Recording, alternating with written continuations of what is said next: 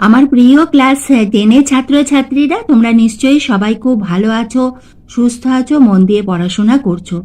আজ আমি তোমাদের মাধ্যমিকের খুবই গুরুত্বপূর্ণ একটি বিষয় হলো ভৌত বিজ্ঞান।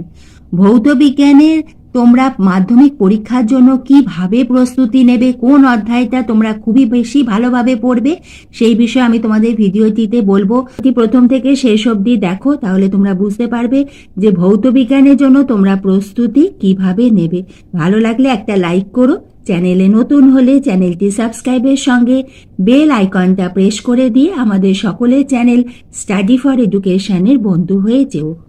এবার আমি তোমাদের বলবো যে তোমাদের মাধ্যমিক পরীক্ষার জন্য যারা ভৌত বিজ্ঞানে খুবই দুর্বল, যাদের কাছে পাশ করাটা খুবই ইম্পর্টেন্ট, তাদের জন্য আমি বলবো তোমরা তোমাদের মাধ্যমিক পরীক্ষাতে অধ্যায় 5-এ আলো এবং অধ্যায় 6 চলতরিৎ, এই দুইটি অধ্যায় দেখো 12 এবং 12 রয়েছে।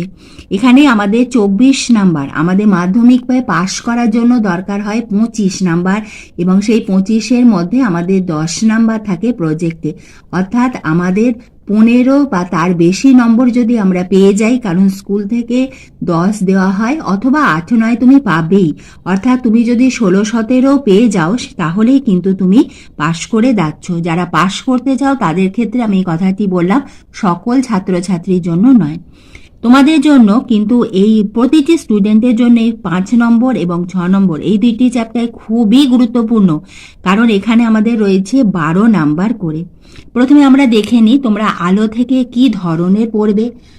আলো অধ্যায় এবং চলতরিৎ এই দুটি অধ্যায় প্রথমেই বলবো, খুব বড় অধ্যায়, বিশেষ করে চলতরিৎ, কিন্তু তোমাদের ধৈর্য ধরে খুঁটিয়ে পড়তে হবে। একবার যদি বুঝে যাও তাহলে আর কোনো অসুবিধে নেই। তোমাদের আলো যে অধ্যায় রয়েছে, সেই আলো অধ্যায়ের দেখবে তোমাদের অনেক প্রথমে সংজ্ঞা রয়েছে। আলোর ক্ষেত্রে তোমাদের বক্রতা কেন্দ্র, বক্রতা ব্যাসার্ধ, তারপর প্রধান অক্ষ, লেন্সে চলে যাও। প্রধান অক্ষ, সেখানে তোমাদের পাতলা লেন্স রয়েছে।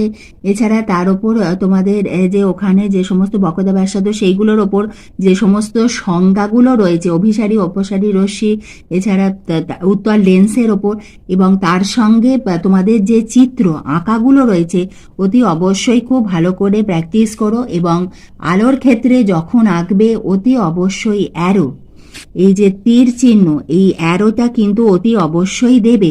তোমাদের যদি প্রতিসরণের সূত্র আসে, সেই ক্ষেত্রেও আমি বারবার বলছি, আলোর আঁকাতে তোমরা যদি এই অ্যারোটা না দাও, তার কিন্তু কোনো ভ্যালু থাকে না, কোনো মূল্য থাকে না। আঁকাটা যদি পরীক্ষক চান, তোমাদের ওইটা কেটে শূন্য করে দিতে পারে, কারণ অ্যারো বোঝাবে তোমার আলোর ডিরেকশন, আলো কোন দিক থেকে কোন দিকে যাচ্ছে। সেজন্য সব সময় লক্ষ্য রাখবে আলোর আঁকাতে অ্যারো যেন থাকে। ঠিক আছে, এবারে তোমরা প্রতিসরণের সূত্র পড়লে, এবং তারপরে দেখবে যে দর্পণের ওপর বিভিন্ন ধরনের প্রশ্ন পরীক্ষাতে এসে থাকে, এমসিকিউতে তোমাদের অঙ্ক এসে থাকে অনেক সময়, যে R=2 যে 2F, তার উপরে তোমাদের প্রশ্ন থাকে, এবং এর ওপর তোমাদের এমসিকিউ থাকে। এরপরে আমি তোমাদের বলবো যে বিভিন্ন দর্পণের ওপর বা লেন্সের ওপর যে তার যে ব্যবহারিক প্রয়োগ, তার ওপর প্রশ্ন থাকবে, বস্তুর অবস্থানের ওপর প্রশ্ন থাকে, এবং তারপরে তরঙ্গ দৈর্ঘ্য, এইগুলোর ওপরও তোমাদের অঙ্ক থাকতে পারে, এবং বিভিন্ন ধরনের প্রশ্ন আসে। সেজন্য অতি অবশ্যই তোমরা আলোর এই জায়গাগুলো খুব ভালো করে পড়ো, আঁকা প্র্যাকটিস করো, এবং আলোতে রয়েছে 12 নাম্বার। এবার আসি আমাদের পরবর্তী খুবই ইম্পর্টেন্ট যে চ্যাপ্টার, আমি চ্যাপ্টার 5-এ স্টার্ট দিলাম, 6-এ স্টার্ট দিচ্ছি। চ্যাপ্টার 6 চলতরিৎ। চলতরিতে আমাদের অনেকগুলো সূত্র রয়েছে, ফর্মুলা রয়েছে, সেইগুলো কিন্তু অতি অবশ্যই সূত্রগুলো আলাদা একটা জায়গায় লিখে রেখে মুখস্থ করে না দেখে লিখতে হবে, এবং ফর্মুলা, কারণ ফর্মুলাগুলো যদি তোমরা করো, সেই ফর্মুলাতে কিন্তু তোমাদের অঙ্কও আসবে। প্রশ্নমান 3-এতে 3 মার্কসে অঙ্ক থাকে, কখনো এমসিকিউতেও ওরা অঙ্ক দিয়ে দেয়, এসএ কিউতে, এবং সেখানে তোমাদের যে ফর্মুলাগুলোর ওপর থেকে এবং বিভিন্ন ধরনের কনসেপ্টের প্রশ্ন এসে থাকে। সেজন্য তোমরা চ্যাপ্টার 5 এবং চ্যাপ্টার 6 আলো এবং চলতরিৎ খুব গুরুত্ব দিয়ে পড়বে। এরপরে আসি আমাদের দ্বিতীয় অধ্যায়, গ্যাসের আচরণ। এখানে আছে আমাদের 8 নম্বর। এই 8 মার্কসের মধ্যে আমাদের কি ধরনের প্রশ্ন আসবে, এখানেও দেখবে অনেক সূত্র আছে, বয়েলের সূত্র, চার্লসের সূত্র, অ্যাভোগাড্রো সূত্র। এই সূত্রগুলো বিভিন্নভাবে তোমাদের ঘুরিয়েও আসতে পারে, কখনো তোমাদের এমনি সূত্র লেখো বলে আসতে পারে। এবং এই যে গ্যাসের আচরণ, এখান থেকে তোমাদের অঙ্ক থাকবে। সেই অঙ্কটা তোমাদের থাকবে প্রশ্নমান 2 মার্কসের যে প্রশ্ন থাকবে সেখানে কিন্তু তোমাদের গ্যাসের আচরণে থেকে অঙ্ক থাকবে এবং তার মধ্যে অথবা থাকবে, দুটোর মধ্যে একটা। কিভাবে থাকবে? যেটা বয়েলড এবং চার্লসের সমন্বয় সূত্র থেকে খুবই বেশি থাকে। এছাড়া তোমাদের মোল থেকেও কিন্তু অঙ্ক আসতে পারে গ্যাসের আচরণে। তোমরা অঙ্ক অতি অবশ্যই প্র্যাকটিস করবে এবং ওখানে যে সূত্রগুলো আছে তার যে গাণিতিক যে ব্যাখ্যাটা সেটাও অভ্যাস করো। এবং যে বয়েলের সূত্র, চার্লসের সূত্রের যে গ্রাফ আছে, যে লেখচিত্র আছে, সেইখান থেকে কিন্তু তোমাদের এমসিকিউ আসতে পারে বা এসএ কিউ। এরপরে আসি আমাদের পরবর্তী খুবই, যেটা আমি তোমাদের যেগুলোতে নাম্বার বেশি আছে সেগুলো আগে বলছি। পরে আসি আমাদের 8.6 জৈব রসায়ন। জৈব রসায়নে দেখো আমাদের মোট 8 নম্বর রয়েছে। জৈব রসায়ন থেকে আমাদের কি ধরনের প্রশ্ন আসবে? সেখানে দেখবে আণবিক সংকেত দিয়ে সেখানে তোমাদের এ এবং বি এগুলো, এই ধরনের যৌগ দুটির গঠন সংকেত আসতে পারে, রাসায়নিক সমীকরণ আসতে পারে। তারপর ধরো ইথিলিনে হাইড্রোজেন সংযোগ বিক্রিয়ার শর্ত উল্লেখ করো এবং অতি অবশ্যই সমীকরণ কিন্তু অতি অবশ্যই রেডি করে রেখো এবং বিভিন্ন যে ব্যবহার যেগুলো রয়েছে সেগুলো কিন্তু পড়তে হবে তোমাদের এই জৈব রসায়ন থেকে। এছাড়া আমাদের এই যে জৈব রসায়ন অর্গানিক কেমিস্ট্রি, এর খুবই গুরুত্বপূর্ণ একটি বিষয় হলো কার্যকরী গ্রুপ, এবং সেই গ্রুপগুলো কিন্তু তোমাদের খুব ভালো করে জানতে হবে। কারণ এবং এই গ্রুপের ওপর ভিত্তি করে আমাদের আণবিক ওজনে পরপর ঊর্ধ্বক্রমে বা নিম্নক্রমে সাজানো আসতে পারে, জৈব অজৈব যৌগের ধর্ম আসতে পারে, তাদের মধ্যে পার্থক্য আসতে পারে। এই ধরনের কনসেপ্টের প্রশ্ন তোমাদের জৈব রসায়ন থেকে আসে। এরপরে আসি আমাদের 8.4 যেটি আছে পরীক্ষাগার ও রাসায়নিক শিল্পে অজৈব রসায়ন।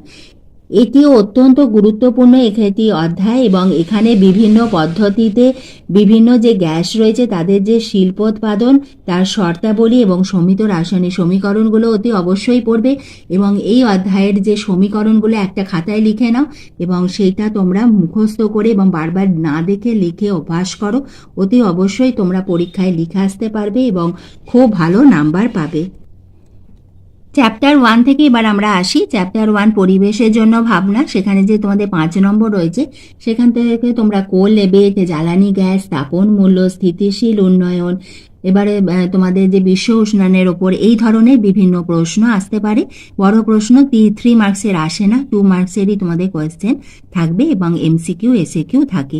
গ্যাসের আচরণ আগে বলেছি। রাসায়নিক গণনা থেকে একটা ছোট প্রশ্ন থাকবে এবং প্রশ্নমান 3-এর তোমাদের অঙ্ক থাকবে। তোমাদের বইতে যে অঙ্কগুলি আছে সেগুলো খুব ভালো করে অভ্যাস করো। তার কনসেপ্ট যদি ক্লিয়ার করো তাহলেই কিন্তু তোমরা অঙ্ক করে আসতে পারবে এবং কার সঙ্গে কার বিক্রিয়া হচ্ছে এবং তাদের যে অ্যাটমিক ওয়েট সেইটা কিন্তু তোমরা রেডি রেখো। অনেক সময় পরীক্ষার সময় দিয়েও দেওয়া হয় এবং সেই অঙ্কতে তোমাদের 3 মার্কসের অঙ্কে 2টি অথবা থাকবে, তার মধ্যে একটি উত্তর তোমাদের করতে হবে। চ্যাপ্টার 4 সেখানে হলো তাপের ঘটনা সমূহ। সেখান থেকে তোমাদের অঙ্ক আসতে পারে। এছাড়া দেখবে দৈর্ঘ্য প্রসারণ গুণাঙ্ক, আয়তন প্রসারণ গুণাঙ্ক, গ্যাস এরকম রয়েছে তরলে, তার যে সংজ্ঞাগুলো সেটা অতি অবশ্যই পড়ে নিয়ে এবং তার উপর কনসেপচুয়াল প্রশ্ন আসতে পারে। দৈর্ঘ্য প্রসারণ গুণাঙ্ক একটা দিয়ে দিল, ধরো যে এত তার দৈর্ঘ্য প্রসারণ গুণাঙ্ক, সেইটা বলতে তোমরা কি বোঝো এবং তার যে একক, প্রসারণ গুণাঙ্কের যে একক কি, সেই ধরনের প্রশ্ন তোমাদের এসে থাকে। এরপরে আমি তোমাদের চ্যাপ্টার 5 and 6 বলেছি। এবার চ্যাপ্টার 7 হলো পরমাণুর নিউক্লিয়াস। সেখানে আছে আমাদের মোট 5 নাম্বার। পরমাণু নিউক্লিয়াস থেকে তোমরা ভেদান ক্ষমতা, আয়নায়ন ক্ষমতা, তারপরে ধরো আলফা কণা নিঃসরণের পরে যে মৌলটি উৎপন্ন হলো তার পারমাণবিক সংখ্যা কত, তারপরে তোমাদের বিভিন্ন ব্যবহার আসতে পারে। এবার তেজস্ক্রিয় পরমাণু কোন অংশ থেকে বিটা কণা নির্গত হচ্ছে, এই ধরনের ব্যবহার এবং নির্গমনের ফলে যেটা উৎপন্ন হচ্ছে, এরকম কনসেপ্টের ওপর তোমাদের প্রশ্ন আসবে। এরপরে আসি আমাদের পর্যায় সারণী। পর্যায় সারণীর ক্ষেত্রে তোমাদের রয়েছে মোট 6 নাম্বার, 6 মার্কস রয়েছে পর্যায় সারণী এবং মৌলদের ধর্মে পর্যাবৃত্ততা। এখানে দেখবে তোমাদের প্রথমে তোমাদের মেন্ডেলের সূত্রগুলো এবং তার যে ত্রুটি সেটাও তোমরা পড়লে এবং আধুনিক সূত্র পড়লে। এরপরে আমাদের দেখতে হবে যে তোমাদের যে পর্যায় সারণী পেরিওডিক টেবল, সেটা কিন্তু অতি অবশ্যই প্রথম 20টি মৌল এবং তাদের যে পারমাণবিক গুরুত্ব সেটা কিন্তু তোমরা মুখস্থ রেখো। এবং এইটা তোমরা মুখস্থ করলে তোমাদের চ্যাপ্টার 3 রাসায়নিক গণনাতেও খুব তোমাদের হেল্প হবে।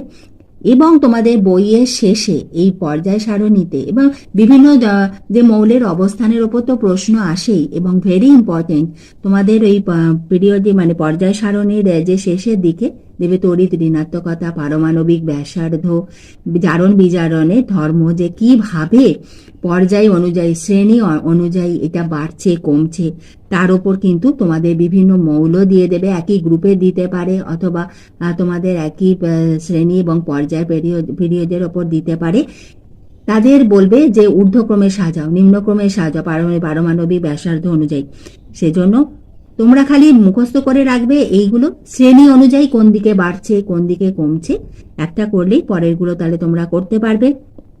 এরপরে আসি 8.2 আয়নীয় সমযোজী বন্ধন। এই বন্ধনের ক্ষেত্রে কিন্তু তোমাদের লুইস ডট চিত্র যে অঙ্কন যেগুলো আঁকা আছে, CO2 বা এতে দ্বিবন্ধন, ত্রিবন্ধন বা যে কোনো ওরা আসতে পারে এবং তার আয়নীয় বন্ধন ওরা করতে বলবে। এবং এখানেও রয়েছে আমাদের 6 নাম্বার, এখান থেকে ছোট প্রশ্ন থাকে। এরপরে আসি 8.3, সেখানে তড়িৎ প্রবাহ, রাসায়নিক বিক্রিয়া, সেখানেও আমাদের রয়েছে 6 নাম্বার, 6 মার্কস।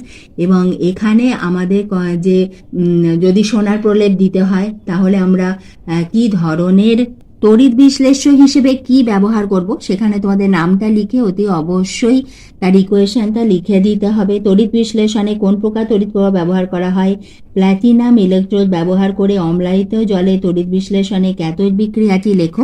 এবং এখানেও তোমাদের কোনটি আমরা যখন কোনো ধাতুর ওপর আরেকটি ধাতুর আমরা প্রলেপ দেবো, কোনটি ক্যাথোডে ব্যবহার করা হয়, কোনটি অ্যানোডে ব্যবহার করা হয়, তড়িৎ বিশ্লেষ্য হিসেবে কি ব্যবহার করা হয়, এই ধরনের প্রশ্ন আসতে পারে।